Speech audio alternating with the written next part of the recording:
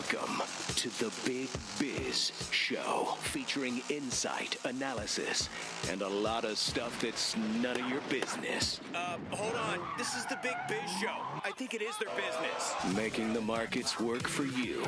Here's the man with the plan, Sully.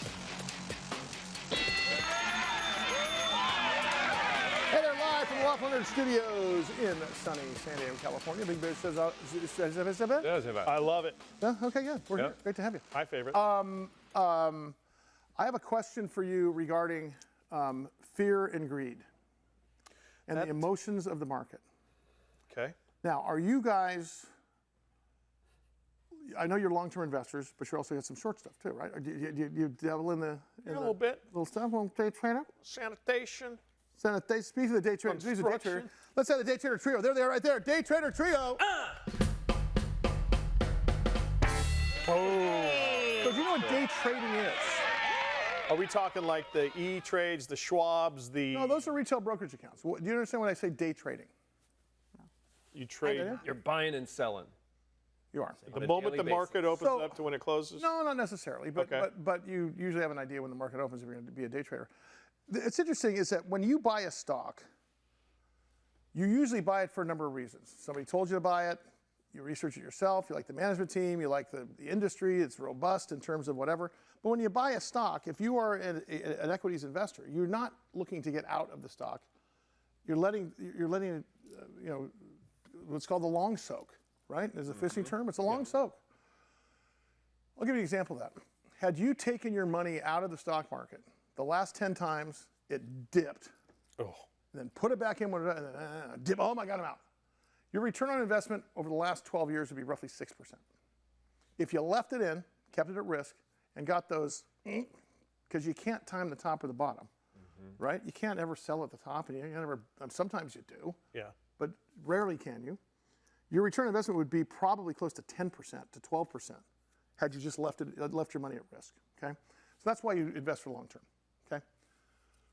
Day traders, and I day trade, for full disclosure, 2% of my equities. 2% maybe less, maybe 1%. It's not a lot of money. Well, it depends who you are, right? Yep. Long story short, though, is this: a day trader will look at a stock and use technical analysis to determine. Technical analysis, by the way, started from a thing called the Elliott Wave principle, where basically it says, I'll explain how it works. If you bought a stock at $100, okay, let's just say you bought one share of $100, okay, that stock goes down to $80, and hope against hope you didn't sell it. Oh my God! And now it starts coming up. Emotions of the market. Oh my God, this is great. Is it happening? Exhilaration. Oh my God, it's at $100 again. What do you think most people are going to do? Sell. Exactly right. They dodged a bullet, didn't they? Right. Listen, I had my 100, and I got my 100 back. I'm out. You can predict stocks like that because there's what's called a moving average, and there's what's called an oscillator. It'll tell you whether a stock is trading too high for its recent trading range. It'll also tell you, where are those points where people got in and out, and you can almost predict if a bunch of people got in here and it dipped. That's called a support resistance level. It means when it goes up to here, it's going to have a hard time getting out of it. And when people drop it, it's going to have a hard time going below it. Day traders look at that and they determine themselves, look, I think I can make some money here by looking at technical analysis. In fact, there's really, honestly, those dummies books, Technical Analysis for Dummies, is if you want to learn it, you could. I don't suggest being a technical trader, but I will give you one tip here, which I think is important. If you're going to buy individual stocks, the second you place that order, place a sell order on what's called a trailing stop. And that means that I'm going to put a stop loss in. I personally think you should put a 10% stop in or a 5% stop in. Means if that stock drops 5%, you're out. Don't have to look at it. Set it and forget it. Gotcha. A trailing stop means as it goes up and it drops down, you're automatically getting out of it. Okay. So it's a set it and forget it. So it lives with it forever? So it's usually 6 months. They'll cancel. You have to redo it. Or sometimes if there's a split or there's something like that, they'll automatically cancel at the brokerage. But if you buy an individual stock, the best tip I can give you is to sell it immediately under a stop loss order. I refuse to lose 5%. Yeah. So mine's 5%. Right. Trailing stop. Okay. Trails. Excellent advice. Take it. Wow. So I'm here. That was So I'm here. free. That was free. My job's done here. Free. You don't wait till it comes back. Loft 100 Studios, the Big Biz Show, and our affiliates and our hosts are not registered investment advisors or broker-dealers. Our show hosts make no commitment that the purchase of securities of companies profiled or otherwise mentioned in our programming are suitable or advisable for any person, or that an investment in such securities will be profitable in general. Given the nature of the company's profile and the lack of an active trading market for the securities, investing is highly speculative and carries a certain high degree of risk. We profile selected publicly traded and privately held companies on our program. Most of these companies that we profile have provided compensation to Loft 100 Studios and its hosts for the profile coverage. From time to time, we sell shares of the companies profiled in the open market that we receive as compensation for coverage of client companies. But never sell stocks. If we are speaking about interviewing or covering a public company who has paid compensation. Specific questions on compensation can be obtained by contacting producer at sullygroup.com. Listeners should verify all claims and do their own due diligence before investing in any securities mentioned on this program. Investing in securities is speculative and carries a high degree of risk. We encourage our investors to invest carefully and read the investor information available at the websites on the Securities and Exchange Commission at sec.gov and or the Financial Industry Regulatory Authority, FINRA, at www.finra.org. I like it. Welcome to the Big Biz Show, featuring insight, analysis, and a lot of stuff that's none of your business. Hold on. This is the Big Biz Show. I think it is their business. Making the markets work for you. Here's the man with the plan, Sully.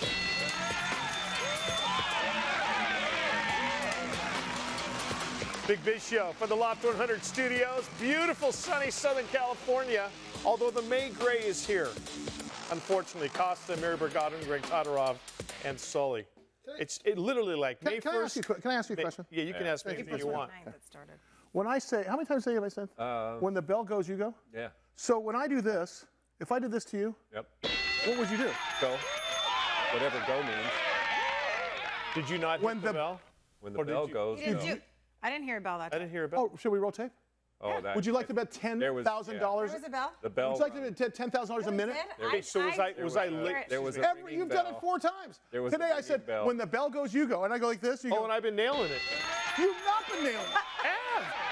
Okay.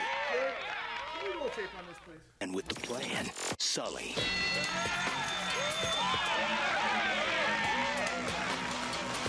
Big Biz Show for the Loft 100. What? Okay. Dude, 4 times today. Okay. 4 times. I say, when I hit the bell, you go. Because I'm going like this. Bell, Mike. Okay. And every time I hit the bell, and you go, what did you think I meant by that? I see what you were trying to avoid. No, you're trying to avoid me going like this. No. I should just be Just listening. go. Okay. Bell go. Bell go. Bell go. 3, 2. Big Biz Show going along. Come here, one more chance, Dad. Please. No. What was? Do you wait till the end of the sound, or do you go right? You go. No, you go. He's right. You go. You go. There's no. What did you think Belgo means? I screwed up. I own it. No. I wear it. It wasn't a screw up.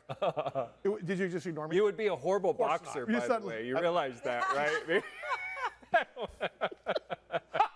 Why does this guy keep hitting me? Well, son, the bell rung. Remember the Rocky movies? Remember the Rocky's like. Right. What is the worst trouble you ever gotten at work? At work? Yeah. Worst trouble you got at work. Something going out over the air where I thought the mic was in radio. I thought the mic was off when our board op had left them on, and so not the number one rule, but maybe the number one rule. Mic is always hot. Number one rule in TV stations and radio stations and studios. Mic is assume that the cameras are on and the mics are off, even though the lights aren't on. 100%. I mean, even when you go, sometimes I have a beverage here in between, the breaks and stuff like that. You gotta stay hydrated. And sometimes it's delicious, right? And it's like that line in Mike and Dave need wedding dates. What do you know about alcohol? Only that it's delicious, and I love it. He was an alcohol rep. That's all you need to know. It's delicious, and you love it. Yes. Sometimes you got to go she in the middle of the thing. Yes. And here's the deal, Mike. Oh, he used my name. Uh-oh. Forget it. No, come on. No, I'm not gonna do it. I can't do it to you. I can't do it to you. Do it. I'll do it. I can't do it to you. Let me. I'll hold that for. In fact, I'll do it later in the show. Okay. All right. Fair What enough. is the most trouble you ever got at work? Like trouble, like big trouble. I overspent because on a Facebook ad, I put an extra 0 on the spending. Oh. On the ad Do limit. I know about this? It was a previous place of work. Oh. It was yesterday, Sully. A previous day at work. The lights start going out. Yeah, I am now fired. So were you supposed to spend 250? You spent or 2,500 or 25,000? Yes. I mean, it wasn't that much, but it was a lot, and it was a nonprofit, so it was not like there was the money there. It was not a good moment when I realized that situation. You know that measure twice, cut one thing, cut once thing. You know, measure twice, cut once. Have you heard that? Totally. Were you Measure the one? twice, cut once. Were you the one who realized the mistake? Or Yes, I did. Okay, No, well, I realized it. All right, That was like one I of the did with worst the bell. I Did you ever get your shorts handed to you, Craig? Because I mean, you are. I know you personally, and you are like me. Yeah. You are a little OCD on the edge, like I am. Right. Little dots. Yeah. You know, I mean, if, eyes dotted. But listen, do you know how much money he's made me in my life because he's like that? Yeah. I'm all, no way, you're an idiot. Oh. Don't you love it? And he knows how to handle me too after all these years. But did you ever get your butt slapped or anything like that? Have you ever got in trouble? I think I did, probably back in those teenage years when you're working at a golf course and you accidentally crash one of the golf carts. Oh, perhaps something like that. And the first words out of their mouth was, "Are you okay?" It wasn't. Are you okay? Perhaps something like that happened, but yeah. Have you guys ever worked in a restaurant in your life? Sure. Have you never worked in restaurants? Yeah. Oh, Were you a waiter or bartender? Yeah, waiter. I was a bartender. Shocker. I was a bartender in my 20s. Oh, good job. A little bit in my 30s. Oh, yeah. Boy, because you are king. You are Turd Island. Driving the bus. You are just, and for some reason, the funny part is you're making minimum wage, okay, and you're acting like you're Tom Cruise and Cocktail. Yeah. Oh man. Did you do that? Did you do? Oh hell yeah, yeah. That's when we started doing that. Oh the mixer? God, I can see this now. Oh, yeah. I could spin the mixing cup on my finger. Did it ever crash? And Never. You were embarrassed? Oh, hell no. No. What I'm doing like this? Oh man. Oh yeah, you catch it like that. The bartenders always think they're the coolest guy in the room, Sometimes they are. Sometimes they are, but a lot of times, of course. Well, I was the coolest guy in the room because I handed a lot of free drinks. Yeah, and that's why they're the coolest. And look at, so truthfully, it was, I had a shift after the Jimmy Buffett concert. After. Okay. So we had this thing we called the batch. And I had a BFC. You know what a BFC is? Yeah. First word big. Big, last word cooler. Yeah. Okay. Oh, okay. Okay, big F and cooler. Yep. Yeah. So I'd pull out the BFC, and I'd put in like at least 3 bags of ice, and all the guys would get around, and we would put in, like 3 bags of these lemons and 3 bags of these limes, and full bag of C&H sugar, and tequila, and tequila. Oh, that sounds delicious. It's delicious. Yes. And so what we would do in the parking lot of the Jimmy Buffett concerts, I'm telling you the story, is I had an Aloha shirt and a baster in my pocket. Oh, and we'd flip that thing over and we'd walk around to all the girls and we'd feed it like... It's like your version of a tequila popper. Yeah, right. But the problem was after a while, as the thing's getting lighter, it's getting 2 for me, 1 for you. Oh, yeah. Never made it in the concert. Had a shift that night. Oh, A shift or a bartender? Bartender shift. Yeah. Had a shift that night. 8 hours? How'd that go? No, it was actually it was no, it was a regular. It was like I didn't close. I remember it was because the concert was during the day. Okay. I had to be there like at 6. It was All like right, a 6 to 9 shift or something like that. Oh man, still. Just seen double? Well, yeah, not only seen in double, but just given I've been drinking drinks all day. I pulled the baster out. Oh God. Behind the bar. Oops. Went right in the top of what they used to have, what was called an Alabama Slammer. Oh yeah. Or a kamikaze. Oh yeah. And I would be going this, and I was feeding people at the bar. Oh, and try to. Did you get fired? No, didn't get fired. Look at this. And that's why he was the coolest guy in the room. Yeah. But I did. But I was put on. And those days you're hourly. You need the hours, right? Yeah. Shifts. I was put on. What do you call it when they? Probation? No, I was kicked out for 2 weeks. Couldn't. Suspended. Suspended for 2 weeks. Suspended with pay. So, just for being the so master what I said was, baster. so here's what I said. Okay.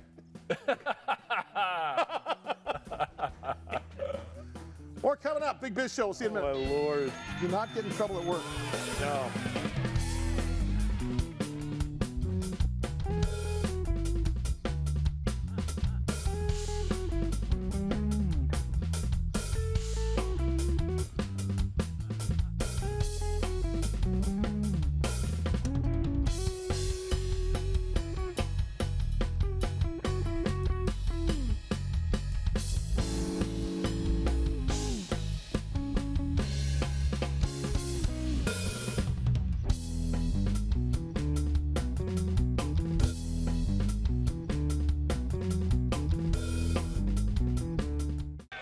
Another beautiful day here in sunny Southern California, although May Gray is kind of creeping in. Mike Costa, Eric Godwin. Greg Todorov is our executive producer. That beautiful man. And another beautiful man behind the bars, Sully. I am so glad that we're talking to Jonathan Javitt. Jonathan Javitt is the founder, director, and chief scientific officer of NRX Pharmaceuticals. They are publicly traded under the stock symbol NRXP, and there's so much news going on with this company. And we've had the pleasure of having Jonathan in studio a number of times, and we're going to have him in studio again, I believe, next week if I can talk him into it.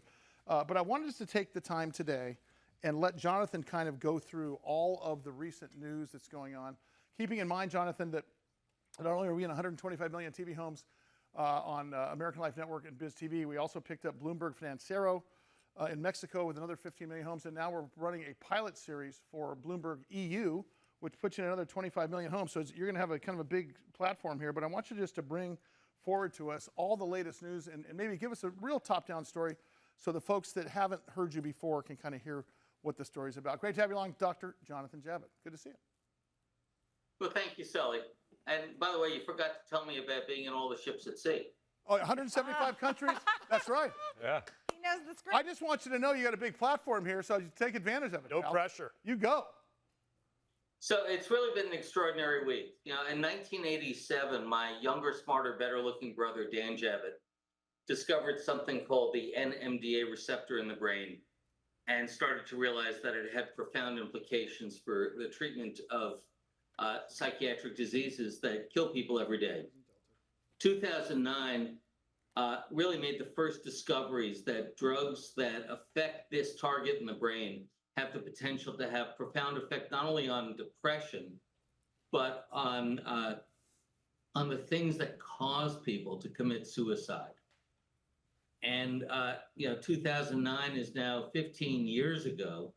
Well, it's taken 15 years to get to where we are this week, where we've now got our second clinical trial showing a statistically significant effect of our drug NRX-101, which is a combination of two well-known drugs, D-cycloserine and lurasidone, showing the effect of NRX-101 both as an antidepressant that's every bit as good as the leading antidepressants, but as the first antidepressant that reduces the risk of suicide, reduces a side effect called akathisia. Most people have never heard those words because they're kind of medical speak. But akathisia is the side effect you can get from all known antidepressants where people feel like they're jumping out of their skins. They can't sit still. They feel the urgent need to do something. And if you combine that with depression and thoughts of suicide, all too often there's something they feel the need to do is jump off a roof or in front of a train. So for the first time really in pharmacologic history, we've demonstrated a drug that not only treats depression, but reduces those symptoms that can be lethal rather than increases them. Dr. Javitt, did you have any inkling before that these were the results you were going to see, or did you have a gut reaction of feeling that, yeah, I think this is what's going to happen? Well, we had a very good inkling, and at the risk of making people kind of chuckle, Dan saw this in the laboratory back in 2009. You can produce these symptoms in rodents They don't talk to you, but they behave certain ways when you put them in a maze. Rodents that are particularly, agitated, anxious will go and hide in the closed parts of the maze instead of going out and getting the cheese. So laboratory scientists who understand these areas of brain science are able to predict what's going to happen in people. So not only did Dan discover this back in 2009, but he patented it. It's taken 15 years to prove for the second time that the same thing happens in people. We understand that you're participating in the E.F. Hutton conference next week, is it? Next yeah, week? I think it's the 15th. We are going to do that, yes. Can you talk about that a little bit? Well, E.F. Hutton is one of the investment banks that has represented us and whose investors have invested in our company. So their analysts have asked us to tell this whole story to their investor community, and we're happy to tell our story to anybody who wants to hear it. Speaking of the story, Jonathan Javitt, by the way, of course, is founder, director, chief scientific officer of NRX Pharmaceuticals, NRXP. Lots of great news this week in terms of numbers and revenue and such like that. We typically don't talk about numbers and stock prices on the air, but what I do want to talk about is what you are looking forward to most for the rest of the year here, because you have a lot of things going, all of it in the right direction. You can tell just by the news standard of what's happening here that you are herding kittens into a wheelbarrow at one time here, but you seem to be managing to do that. Talk to us about what you're most looking forward to here, because obviously the word's getting out. Well, sometimes if you put enough good stuff in the wheelbarrow, the cats want to get in by themselves. Yeah, good point. That's really what we're hoping for. You know what? I've never heard that. We're going to write that down. Sausage and milk. This is why he's the doctor. Right. That's fantastic. So talk about the rest of the year for us in terms of what you can reveal. I talked about our other drug, ketamine, which we're filing for FDA drug approval because we've got solid data showing that ketamine both profoundly decreases depression, decreases suicidality. You might say, well, why don't we just stick with that? Well, the problem is ketamine requires an intravenous infusion. We're hoping to make it, more easy for patients, but right now you have to come to a clinic. You have to get an intravenous infusion. Over time, like over 6 months, ketamine can damage brain cells. It's highly addictive. So we see it as a great drug for urgently helping people with suicidal depression, but not a great drug for the long term. And we're taking that drug into the FDA drug approval process this year. Meanwhile, the drug I just talked about, NRX 101, is a simple pill that people will be able to take in the comfort of their homes. And we've announced that drug is partnered with a large pharmaceutical company, Alvogen, and their Asian partner, Lotus Pharmaceuticals. So they're now reviewing the data, and assuming they like the data as much as we do, they have a contract that enables them to take it into the registration process themselves and invest the funds that it takes to get a drug approved that could be used by millions of people. Hey, Jonathan, I obviously great news and such. I never get to spend enough time with you on this, but I want to do this because Dr. Javitt and I have become friends. He's a bit of a mentor. We butt head on some subjects. We are line on other subjects. But I got to talk about this president's thing. You worked for 4 presidents. You worked in big pharma. You've worked in top universities. Why are you in the weeds, which is your favorite saying, into a small biotech company? Because you could be on the administration of some company. Because I just about flunked psychiatry in medical school.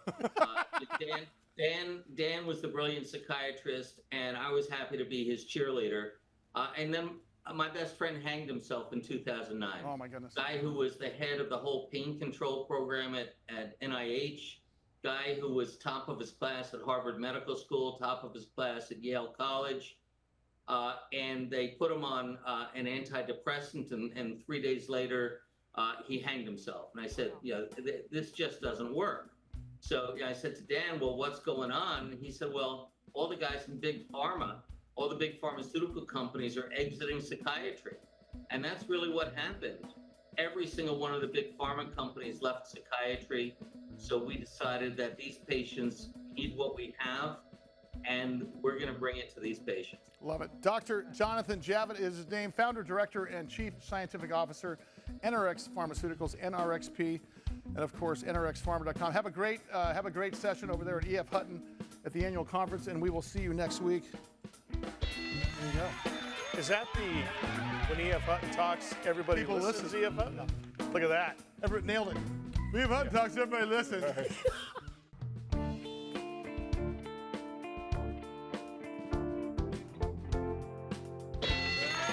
Hey there, Big Biz Show. We move on and on and on. Great to have you. And as we continue to talk about this GBM brain cancer, you know, it is the most horrible type of cancer. And we've talked about this a number of times. We talked about Les Goldman on and off the air. Of course, Northwest Biotherapeutics, they're publicly traded. You hear me talk about it online as well as on the air. NWBO is their stock symbol, Northwest Bio. He is the senior vice president, general counsel of a company that is attacking this horrible brain cancer as a clinical stage biotechnology company focusing on personalized cancer vaccines. I bring you once again Les Goldman. Les, welcome to the program. We got some new faces here. Of course, you got Mike Costa, you got Mary Burt Godwin, and Greg Taroff, our producer. Great to have you. I want you to, I think it's timeless for you to go through all the great things that have happened, because you have a list of things that are going on with the company. I'm just going to let you take it away. Great to have you. Thank you very much. It's always a pleasure to be here. Nice to see you. I'll try and run down this list quickly. Sorry, I'm hoarse. I'm doing too much talking, but hopefully people will be able to understand what I'm saying. Let me start with our facility, which is one of a kind out in the UK. It's a major asset of the company. There's a shortage of production capacity for dendritic cells. We have been granted the license to operate it on a commercial basis.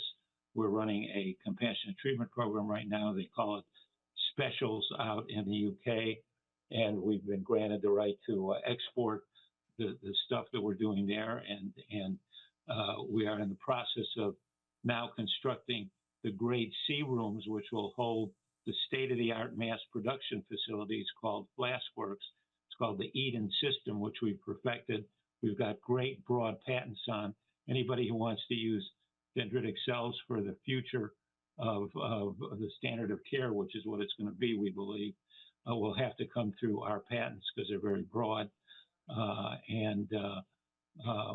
We think that this will be the future. We have Syros storage that's now been put in because we freeze it and ship it frozen that store as much as 3 million vaccines. Wow. We have improved our product release time, which took as much as, it takes like 7 days to make the vaccine, but it's been a 3-week approval to make sure it's pure and run all the tests. And we've made the use of AI, working with some other companies, and we're cutting that time down to just a matter of days. We've got the mass production machines that have been perfected have now being fabricated into GMP usefulness, and we'll be having the first one shipped in the coming weeks. We have a very targeted, helpful mechanism of action, which we've analyzed and presented at this last year's ASCO, which basically is going to help us with getting all the approvals. We have the MAA, which is the approval that we need to get to commercially produce the drug itself, is now being reviewed by the MHRA, that's the FDA of the UK. We're not allowed to talk about the details of those discussions, but I would just say to all of our 50,000 shareholders that no news is good news, because if we learned something and given all of our dialogue, which involves the 331 cases over 20 years, which is all obviously very HIPAA related and is very confidential, as well as our Coca-Cola-like formula for how we make this stuff. Yeah. So you're not allowed to talk about any of that stuff. But if as part of our dialogue with them, we heard there was something wrong, we'd have to say so, and that would be material. So no news is good news. We're on a track for an accelerated approval. We'll have something to say about that in the Q we file probably tomorrow, which we can talk about. I just think that we said in our third quarter Q last year and 23 that we were working on a number of combo trials, which relates to the Nature article that we could talk about a little bit if we have any time, that was published yesterday involving combo trials and involving DC Vaxel being the catalyst that makes all the other things in combo work, because the rest of them aren't working. That's great for our future and our future business. And we've got continuing monitoring as part of everything we do of the people who are still alive. And back in the third quarter, we announced that there were numerous people still alive. And if you put that together with the last time that we had a patient included in the 331 patients, and we had the last patient treated, that was in November of 2015. So that means whatever the number is of the people still alive, the minimum is 8 years. Fred, these therapies, you were talking about 3 to 6 months less in some cases. So it's significant. Listen, with the time we have left, I'm going to do a little teasing moment here for our viewers and our radio audience, but mostly our viewers. And by the way, we're in 125 million TV homes via BizTV and American Life Network. But we also picked up Bloomberg Financiero for another 15 million homes, and now we're doing a pilot for Bloomberg EU. So, Les, this is a big audience that you're talking to this time. The reason I want to do this is because I want to talk about short selling, which we've talked about a number of times with you. So, shorting is stocks are the only assets you can sell before you own. Okay, you can't sell your house before you own it. You can't sell your car before you own it. But if you own a share of stock, you can sell it before you own it. It's called short selling. Meaning that and the reason you do that is because you're going to sell at a certain price and hope you can buy it back at a cheaper price and keep the difference. Okay, so I'm going to sell the share of stock. Now I owe the share of the stock to the broker. I'm going to buy the share of stock back lower. I'm going to keep the difference of the money. Well, listen, it's an odd argument for the pro. It's an easy argument for the con because there's so much downside. But speaking of con, there is short selling.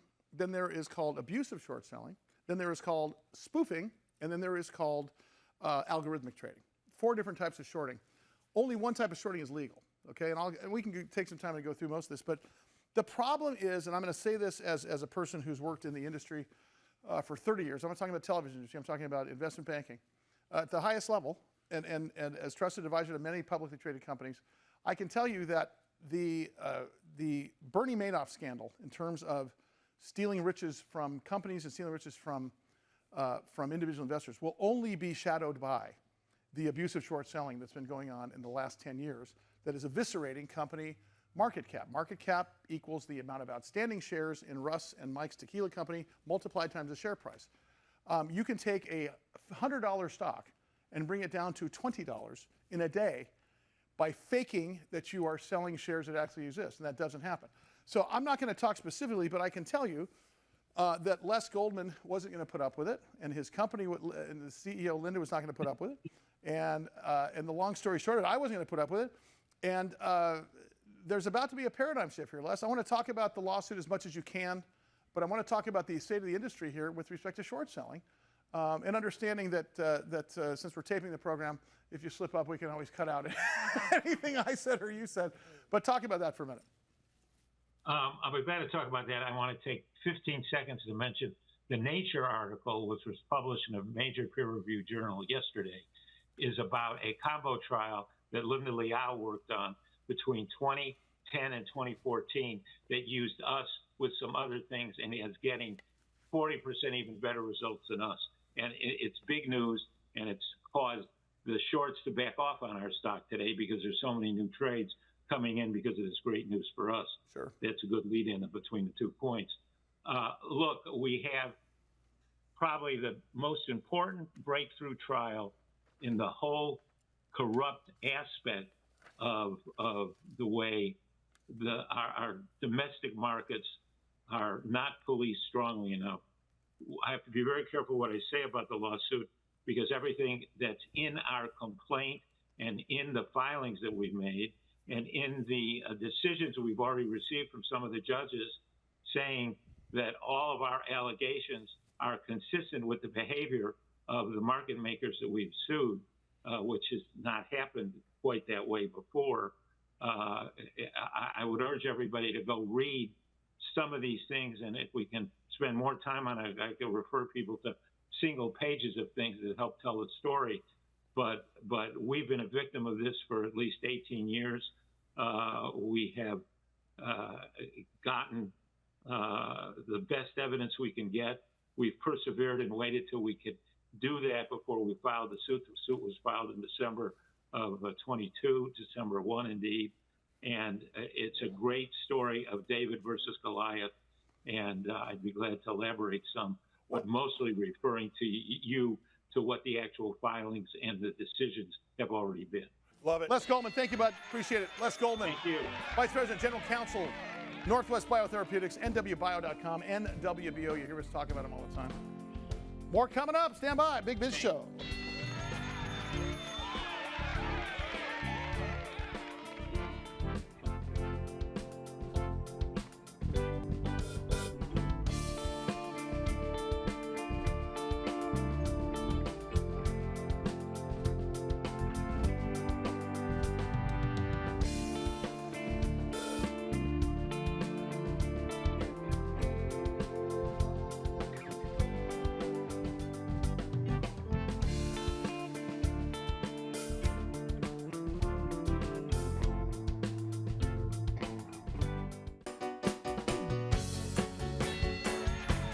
It is a Big Biz Show in over 175 countries and all the ships at sea on the American Forces Network.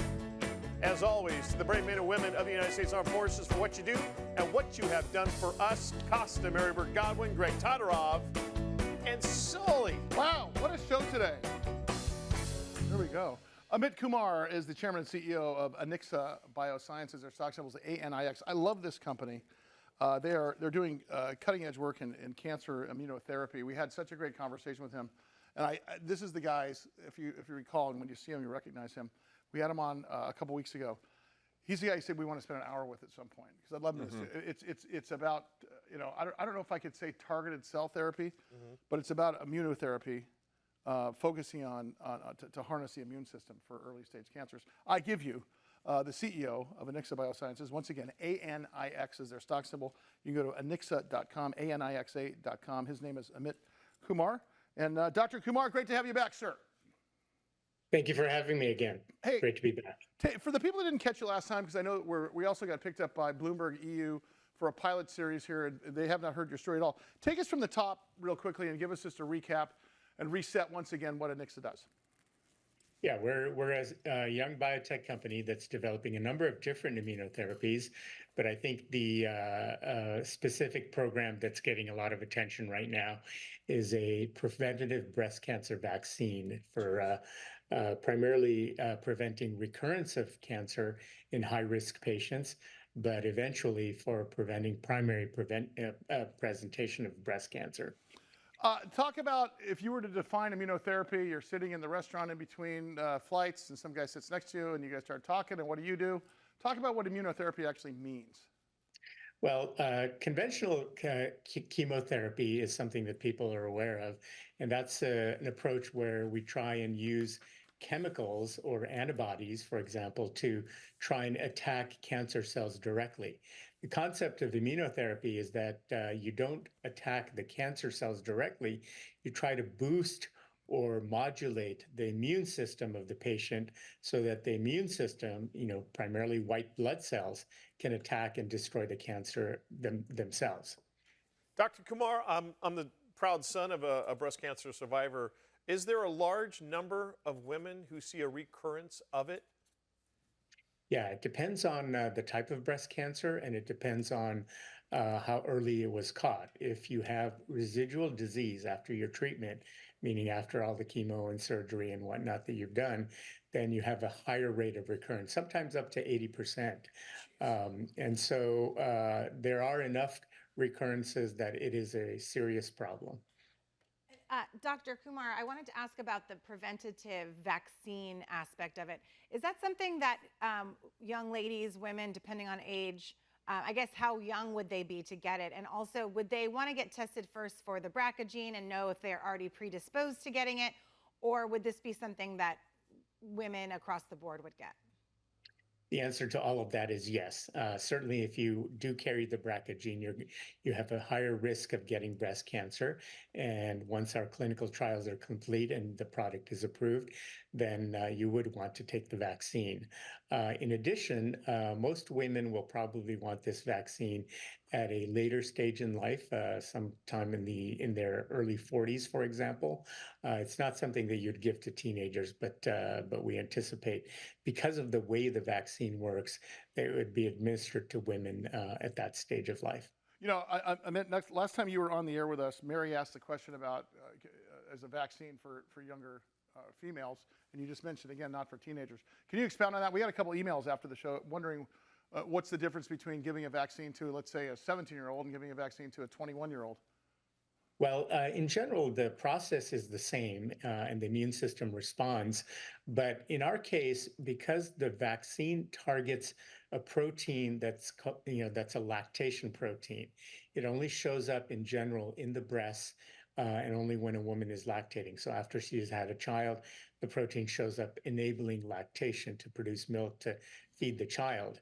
And so we would most likely vaccinate after a woman either has decided she's no longer going to have children or is at an age where physiologically she can no longer have children, because this protein only shows up during lactation and during cancer. Got it. So if you're at an age where you're not going to have children, then the only time it shows up is in cancer.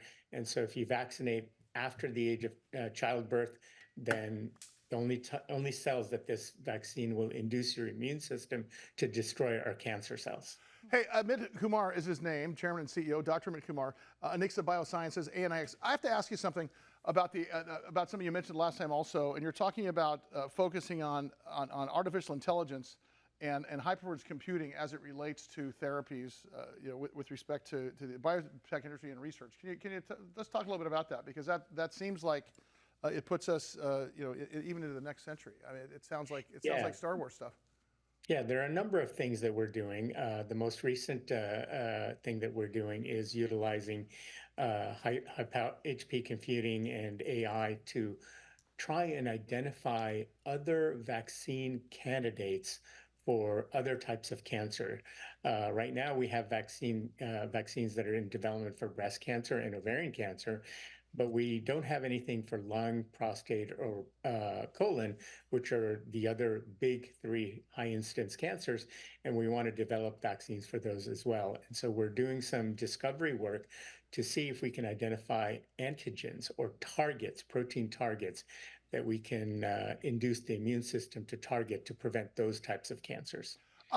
Amit, I've got a last question for you, and that has to do with just overall, because I've got 2 daughters. Greg's got a daughter. You've got 2 daughters.